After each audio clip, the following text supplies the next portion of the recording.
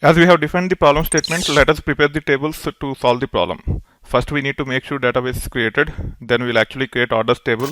Then we'll load data into the orders table using this location called as data retail DB orders. We will preview to make sure that data is accessible from the table without any issues. We'll also get the count. We will do the same thing with order items. As tables and data are ready, then we can actually get into the writing queries against tables to perform basic transformations, which is the main purpose of this section. That being said, I'm just dropping the database if it already exists. It will just take a moment and it will drop the database. There is some issue here. Database IT_retail is not empty. You just have to say cascade and it will take care of deleting the database for us. It will also drop all the tables which are owned by this database, and then it will actually drop the database. This will take care of creating the database afresh. Then we can switch to the database using use IT_retail. We should be able to see whether there are tables. There are no tables. If the table exists, if you do not drop the database, you can actually drop the tables. That's why I have this command.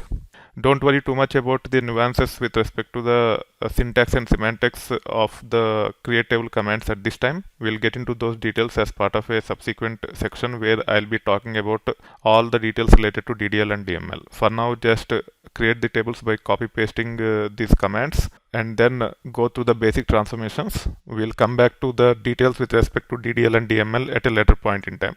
Now the table is being created. You can validate the location pointed by this table, and it should be empty. It should not have any files. Now data retail DB orders is the local path where we have the files. You can validate by going into this location. I'm just opening terminal and then I'm running ls-ltr on that location, and you can see there's a file called as part-50. If you open this file, you can see how the data is structured. Each line is nothing but a record for orders, and each record have 4 attributes separated by comma.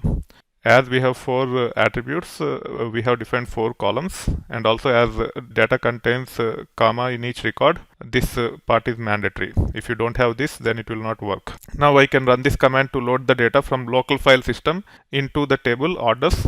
Now if I run this command pointing to the table, then you will see that there is one file which is copied. So the file which we have seen here under data retail DB orders is copied to this HDFS location pointed by our table orders. As the data is copied into the table, now we can actually run this command to preview the data. It is very important for us to run these commands and validate that data is copied appropriately. You can see here it has shown 10 records.